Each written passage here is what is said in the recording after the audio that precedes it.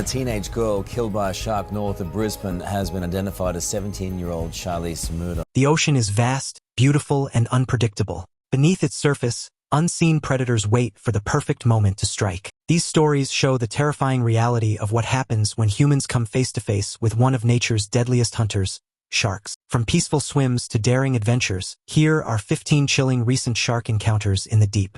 Number 15. The predator strikes. Gliding just below the surface, a great white shark had entered the shallows. It had been prowling the coastline, searching for its next meal. At nearly 15 feet long, it moved with lethal grace, its powerful tail propelling it forward with terrifying speed. On the beach, the world remained blissfully unaware. Families laughed, seagulls squawked, and the gentle crash of waves provided the soundtrack to a perfect afternoon. Then the water burst apart. Lily's scream ripped through the air as the shark struck with merciless force. Its massive jaws clamped down on her small leg, dragging her beneath the surface. The ocean, once a playground, turned into a battlefield. The water churned violently as Lily thrashed, her tiny hands clawing at the empty space around her. On shore, Sarah and Mark's peace shattered. Sarah glanced up from her book, a mother's instinct kicking in. She searched the water. Lily was gone. Mark bolted upright, his heart pounding. Then they saw it. The commotion in the water, the splashes, the horrifying swirl of red. Lily! Sarah's scream tore through the air. Without hesitation, Mark and Sarah sprinted toward the ocean, crashing into the waves. The onlookers, frozen in shock, watched as the shark thrashed violently, its tail sending shock waves through the water. Lily's body was limp, barely able to fight. The pain was unbearable. The sharp, serrated teeth had already torn through her flesh. Her vision blurred, the salt stinging her eyes. Her tiny lungs burned as she gasped for air, but she refused to give in. Then, just as suddenly as it had begun, the shark loosened its grip, perhaps disturbed by the frantic movement or sensing it had lost its element of surprise. The predator retreated, slipping back into the depths as swiftly as it had appeared. Mark reached Lily first, grabbing her with trembling hands. Her small body was weak, her leg a gruesome sight. Blood mixed with the waves, staining the once clear water. Sarah swam beside them, sobbing as they fought to get back to shore. The beach had fallen silent. Crowds gathered at the water's edge, their faces pale with shock. A lifeguard rushed forward, already on the phone with emergency services. Lily was still breathing, but for how long? Number 14. A second chance at life. Mark and Sarah collapsed onto the sand, cradling Lily in their arms as lifeguards and bystanders rushed to help. Towels pressed against her wounded leg in an attempt to stop the bleeding. Someone shouted for a first aid kit. Another called for a helicopter. The seconds stretched into eternity. A siren wailed in the distance. Within minutes, a rescue chopper hovered above, its rotor blades slicing through the air. Paramedics rushed to stabilize Lily, carefully lifting her onto a stretcher. Sarah clung to her daughter's hand as they secured her into the aircraft. The ride to the hospital was a blur. Doctors worked quickly, their hands moving with precision. Despite the severity of her wounds, Lily survived. The bite had shattered bones and torn through muscle, but the quick response had saved her life. The attack sent shock waves through the Bondi community. It was the third shark incident in Crescent Cove that month. Officials debated increasing shark nets, while marine biologists reminded the world that the ocean had always belonged to its creatures. Yet, the attack left an undeniable mark. The once idyllic waters of Bondi now carried a chilling reminder that beneath the surface lurked dangers beyond imagination. Lily's recovery was slow but steady. She had lost part of her leg but not her spirit. As the months passed, she learned to walk again with the help of a prosthetic limb. Her love for the ocean remained, though she now viewed it with a cautious respect. And so, Bondi Beach returned to its normal rhythm. The waves still crashed, the sun still shone, and families still gathered. But those who had been there that day, those who had heard the scream, seen the blood, and felt the terror, would never look at the water the same way again. The waves of Bondi Beach still crashed against the shore, a rhythmic reminder of what had happened just days before. Lily Carter had survived the jaws of a great white shark, a miracle against impossible odds. Her story spread quickly, stirring fear in surfers and beachgoers alike. The ocean had always been unpredictable, but now its hidden dangers felt closer than ever. Half a world away, another story was about to unfold. Number 13. The attack. One moment they were laughing, then, the sea erupted in chaos. With horrifying speed, an 18-foot great white shark surged upward from the depths, its jaws snapping shut on Mia's lower body with devastating force. A deafening, gut-wrenching scream tore through the air as she was ripped from her board. The sheer power of the bite sent shock waves through the water. Ava, frozen in terror, barely had time to react before she was yanked underwater, dragged by the turbulence of the attack. The once clear sea was now a murky red abyss as Mia fought desperately, thrashing against the impossible force pulling her down. She gasped, choking on salt water. Her limbs flailed, but the predator was relentless. Teeth like serrated knives tore through flesh and bone, the pain beyond anything she had ever imagined. Ava surfaced, coughing frantically, searching for her best friend. Her heart pounded as she spotted Mia, blood spreading around her like an ink stain in the water.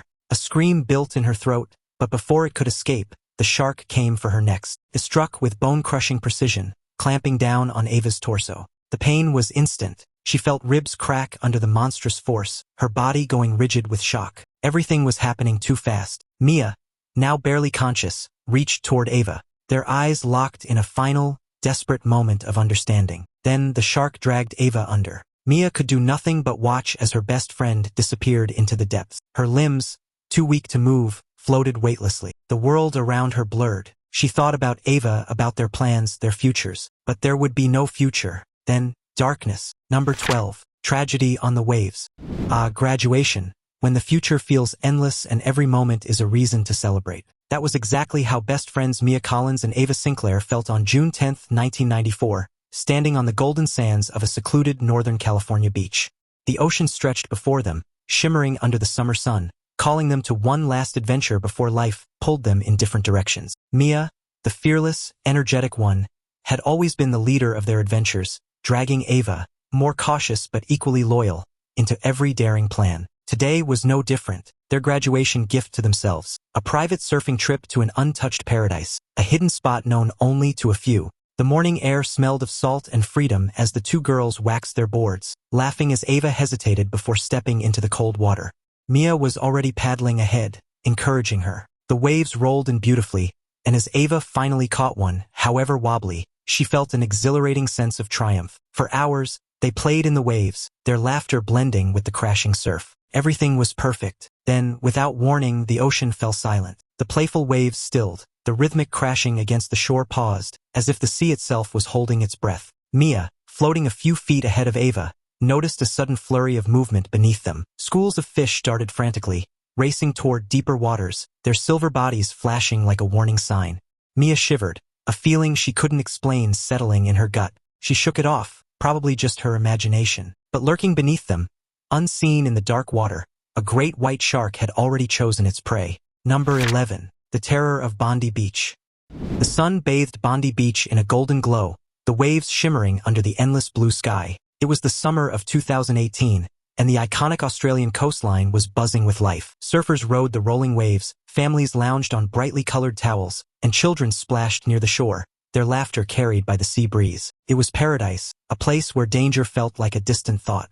Among the beachgoers was the Carter family, eager to soak up their much-needed vacation. Mark and Sarah Carter had spent the morning setting up their beach umbrella, laying out towels, and applying sunscreen to their 8-year-old daughter, Lily. Full of energy and excitement, Lily had one thing on her mind, the ocean. As soon as she was free, she ran toward the waves, her small feet kicking up soft sand. "Stay where we can see you," Sarah called, smiling as Lily splashed in the shallows. "I will," Lily shouted back, already caught in the magic of the sea. For Lily, the ocean was more than just water.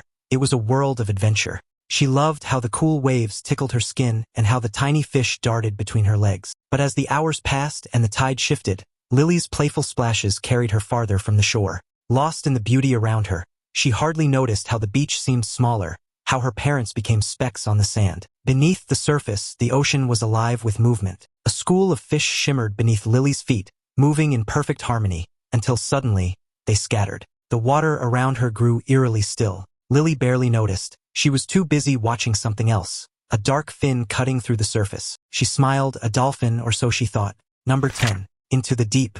The instant Matt hit the water, a wave of relief washed over him. The ocean was cool, crisp, the perfect contrast to the heat and energy of the party. He swam forward, each stroke carrying him away from the neon glow, deeper into the embrace of the night. It was peaceful out here.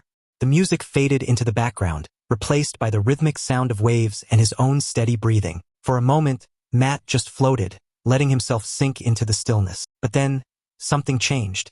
The water felt different. The tranquility was suddenly replaced with an eerie stillness, like the ocean itself was holding its breath. A shiver crawled down his spine. He treaded water, scanning the darkness beneath him. Nothing but the deep, endless abyss. Still, his gut told him something was off. It wasn't just paranoia. There was a presence, a feeling as if he were being watched. Then it happened. A shadow. It moved beneath him, slow and deliberate. Matt's heart pounded as he strained his eyes. The shape was massive, gliding just beneath the surface, its silhouette barely visible against the dark. He froze. Panic bubbled up in his chest. He wasn't alone. Then, without warning, the water around him exploded. A force like a battering ram struck him from below, launching him upward. His body twisted midair before slamming back into the waves. Disoriented, gasping, he barely had time to register the searing pain tearing through his leg. He turned, just in time to see it. A shark, its eyes black and unfeeling, locked onto him as the water around them darkened with blood.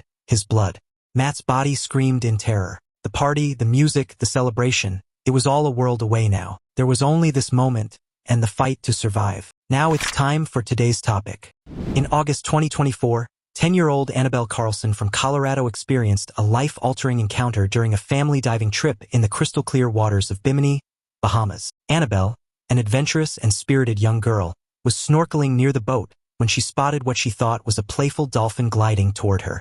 Excited, she swam closer, unaware of the danger lurking beneath the surface. In a horrifying twist, the dolphin turned out to be a large shark. Before anyone could react, the shark attacked, leaving Annabelle with severe injuries and tragically costing her one leg. Her family and nearby divers acted quickly, pulling her from the water and rushing her to shore. Thanks to their swift actions and emergency medical care, Annabelle survived the ordeal. Despite the trauma, Annabelle's resilience has captured hearts worldwide. Just weeks after the attack, she declared her determination to return to the water, saying, "The ocean is still my favorite place." Her bravery has inspired a global wave of support, with people rallying behind her unstoppable spirit. Annabelle's story is a powerful reminder of the strength of the human spirit, even in the face of unimaginable challenges. She's now a symbol of courage, proving that even the darkest moments can't dim her light. Number 9. Aftermath and legacy. The once perfect summer day had become a nightmare. On the shore, horrified beachgoers stood frozen, watching the bloody, chaotic scene unfold in the waves. Some screamed, others ran for help. A few brave surfers waded into the water, desperate to reach the girls. By the time paramedics arrived, it was too late. The rescue team pulled what remained of their bodies from the surf, their boards bearing deep, jagged bite marks, a chilling testament to the horror they endured. The attack sent shock waves through the community. The once hidden beach was now forever stained by tragedy. News of the double shark attack made headlines across the country, sparking debate. Some called for increased shark hunting, desperate to prevent another loss. But marine experts pushed back, reminding the world that great whites weren't villains. They were apex predators, following instincts as old as time. Still, the ocean felt different after that day. Surfers returned, but the carefree joy was gone, replaced by caution, by fear. Some honored Mia and Ava's memory by continuing to surf, refusing to let fear win. Others never stepped foot in the water again. Years passed, but Mia and Ava were never forgotten. A plaque was placed on the cliffs overlooking the beach, a simple description beneath their names. They lived fearlessly, they loved deeply, and they will always be a part of the sea. To this day, the beach remains both a shrine and a warning. The ocean, vast and indifferent, carries on, holding their story in its endless waves. And somewhere deep below, the great white shark still roams, not as a monster, not as a villain, but as a ruler of the deep. Number 8. A battle against the ocean's apex predator. John's world slowed to a crawl. One moment, Ben was there, struggling, screaming, and the next, he was gone, dragged beneath the surface. But John wasn't giving up. Without thinking, he dove into the water, pushing past the freezing shock. Through the murky red haze, he saw Ben thrashing, locked in the shark's unrelenting jaws. The great white shook its head violently, tearing through flesh. Ben's muffled screams filled the water. John lunged, wrapping his arms around Ben. He yanked, pulled, fought, but the shark's grip held firm. His lungs burned, his body screamed for air, but he refused to let go. Then, the shark hesitated for just a second. It shifted its grip, adjusting its hold. That was all John needed. With a final, desperate burst of strength, he ripped Ben free. They shot to the surface, gasping, choking, alive but barely. John grabbed the overturned kayak, hauling Ben onto it. His friend was weak, bleeding badly, but conscious. The shark still circled, its dark shape cutting through the water. John paddled furiously, every muscle on fire. The shore inched closer, but the predator never left. Then silence. The shark was gone. The ocean had spared them, for now. When they finally hit the sand, people rushed to help. Ben was whisked away, fighting for his life. Days later, John sat at his friend's bedside, grateful but forever changed. The ocean had given them a second chance, but next time it might not. Number 7. The last swim. The water was perfect, cool, clear, and utterly refreshing. The waves lapped gently as Laura and her bridesmaids waded deeper, their laughter ringing across the beach. They splashed and floated, talking about wedding details and the excitement of the ceremony to come. "This is exactly how I imagined it," Laura said, grinning as she dipped under the surface before popping back up. Her golden hair glistened in the sun, droplets rolling down her skin. Emily, always the adventurer, pointed toward a sandbar just a short swim away. "Let's go out there," she suggested. "We'll have the best view of the sunset." Everyone agreed, and one by one, they kicked off, gliding through the water with ease. The ocean stretched endlessly around them, its surface calm and inviting. Beneath them, schools of fish darted through the coral, and the sunlight danced across the sandy ocean floor.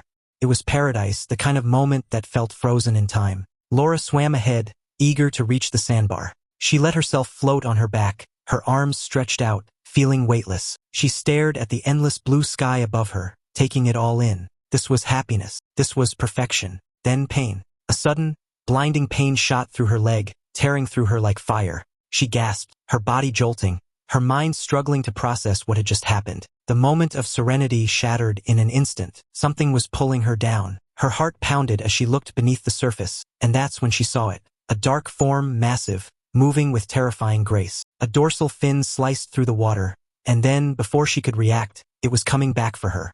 Number 6. The shark strikes.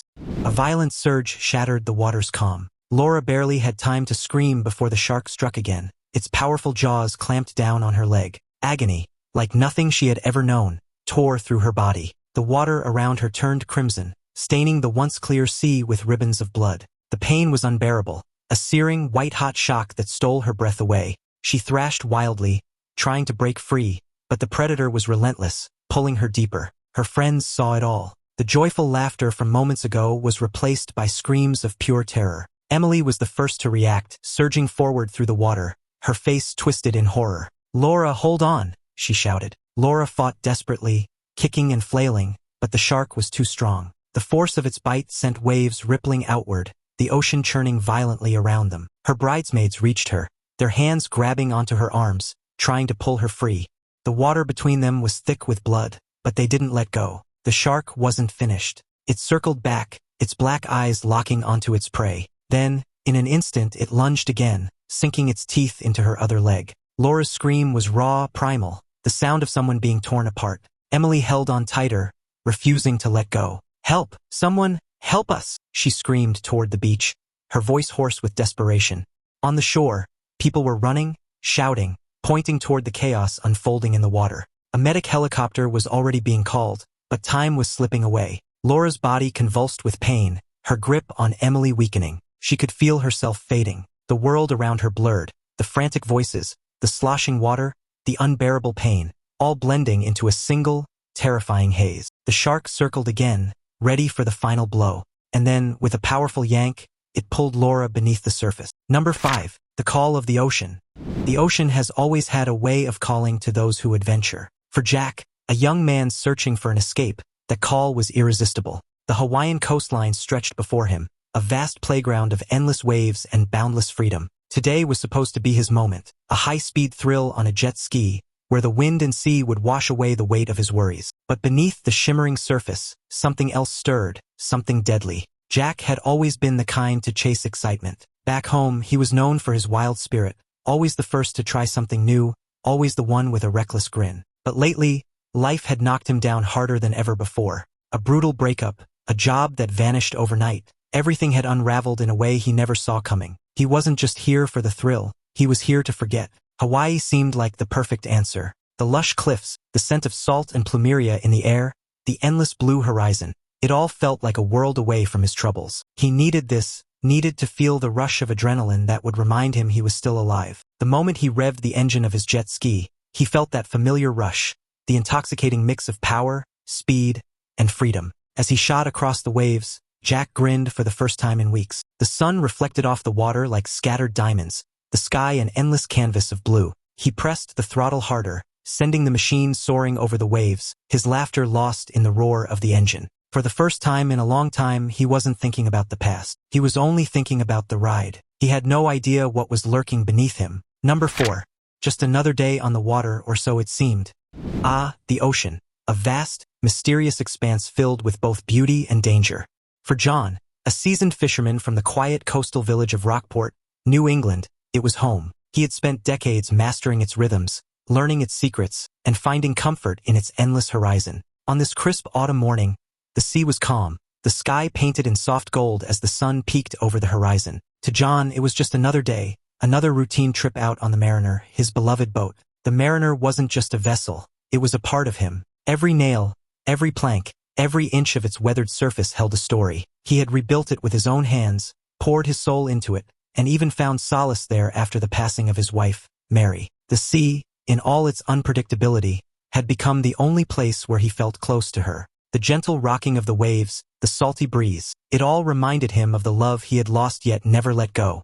As he set out, he embraced the solitude. The only sounds were the rhythmic calls of seagulls and the occasional splash of a fish breaking the surface. The morning felt almost too perfect, the kind of calm that fishermen often say is a warning. John noticed the water had taken on an unusual stillness, the kind that made the hairs on the back of his neck stand up. A faint ripple in the distance caught his eye, but he dismissed it as a school of fish. Still, there was an unease he couldn't quite shake, a feeling that something was watching him. He tightened his grip on the wheel, scanning the horizon for any signs of trouble, but the ocean gave nothing away. He cast his nets with practiced ease, his mind drifting to memories of his village, his family, and the legacy he hoped to leave behind. But the ocean, as it often does, had other plans. Beneath its serene surface, something was waiting, something that would turn this peaceful morning into a nightmare. And John, he had no idea he was about to come face to face with one of the ocean's deadliest predators. Number 3.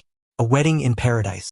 Laura had always dreamed of a wedding by the sea, where the waves would bear witness to her happiest day. And now that dream was coming true. The secluded Caribbean island was like something out of a postcard, the golden sun casting a warm glow over the water, a light breeze rustling the palm trees, and the scent of salt and tropical flowers lingering in the air. It was the perfect weekend, the kind that felt too magical to be real. Surrounded by her closest friends, Laura was glowing with excitement. The wedding was just a day away, and the pre-ceremony festivities had already begun. They had arrived early to soak in the island's beauty, to celebrate love, friendship, and the start of a new chapter. Laura had always felt at home in the ocean. Ever since she was a little girl, she had been drawn to the waves, to the weightlessness of the water, to the endless blue that stretched beyond the horizon. It felt only right that she would begin this next stage of her life here, in the embrace of the sea. As the sun rose higher in the sky, the warmth became almost intoxicating. Laughter echoed across the beach as Laura and her bridesmaids sipped fruity cocktails, their feet buried in the soft sand. The energy was electric, joyful, carefree, alive. Then someone had an idea. "The water looks perfect," Emily said, shielding her eyes as she gazed at the shimmering sea. "Let's go for a swim before it gets too hot." Laura didn't hesitate. She smiled, tossing her drink aside. "Last one in has to buy drinks tonight." With that, they sprinted toward the waves, completely unaware that they were running straight into a nightmare. Number 2. The darkness below. Excruciating pain enveloped Matt. His mind raced to process what had just happened. His breath came in short, panicked gasps, his heartbeat pounding like a drum inside his head. The ocean had gone from a sanctuary to a battlefield in mere seconds. He tried to move, but a burning sensation shot through his leg. His vision blurred as he glanced down, and that's when the terror truly set in. Blood, a cloud of it swirling around him, spreading fast. The shark wasn't done. The massive, dark shape circled back, its sleek body cutting through the water with terrifying precision. Its movements were deliberate, controlled. It was testing him, deciding how to strike next. Matt's survival instincts kicked in. He thrashed, trying to create space, but every movement sent agony rippling through his injured leg. His thoughts raced. Stay calm. Don't act like prey. But how could he? He was prey. The shark came closer. He could see the ridges along its snout, the way its body shifted effortlessly through the water. It was a predator built for this exact moment, and Matt was just another victim in its domain. Not like this, he thought. Desperation fueled his next move. He balled his fist and, with every ounce of strength he had left, he struck. His knuckles connected with the shark's snout. The creature recoiled, stunned for a brief second. That was all Matt needed. He turned and swam, pushing past the pain. Every stroke was a battle against the waves and his own failing strength. The shore was far too far. His muscles burned, his lungs screamed, but stopping wasn't an option, because behind him the figure beneath moved again. And this time it wasn't hesitating. It was coming back for the kill. Number 1. The DJ and the deep. The music never stops. The ocean shimmers under neon lights, and every night feels like a dream. On this particular evening, the beach was alive with an electric energy, a hypnotic blend of deep bass and crashing waves.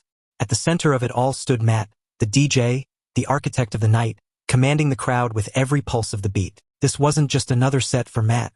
It was the set, the kind of performance DJs live for. His hands moved effortlessly over the turntables, weaving beats that sent ripples through the crowd. The energy was intoxicating, cheers erupting in perfect sync with the music, bodies moving as one under the strobe-lit sky. The night was his, and he was in complete control. But even the best nights have to pause. As the final track sent a surge of euphoria through the party, Matt wiped sweat from his brow, grinning at the sea of exhilarated faces. The music still throbbed, but his mind was already elsewhere. On the ocean, the water was calling to him, a perfect escape from the heat of the night. He had always loved the sea, its calmness, its depth. It was the one thing that rivaled the rush of performing. And in this moment, it seemed like the best way to celebrate. The crowd's cheers faded into the background as he approached the shoreline, the rhythmic crashing of the waves taking over. The moonlight reflected off the water, casting an otherworldly glow that made the ocean seem both inviting and mysterious. Matt hesitated for a moment, feeling a strange pull, as if the sea itself was beckoning him closer. He shook off the thought, chalking it up to exhaustion and adrenaline, and stepped forward. The cool sand soothed his feet as he waded in, letting the salty waves wrap around his legs. A deep breath, and then he dove in. It was supposed to be refreshing. It was supposed to be just a quick swim. But deep beneath the surface, something else had been waiting for him. The ocean is a place of beauty, but it's also full of danger. These stories are chilling reminders that beneath the waves, nature is in control. If you enjoyed this dive into the depths of terror, don't forget to like, subscribe, and stay tuned for more real-life horror. Until next time, stay safe and respect the ocean.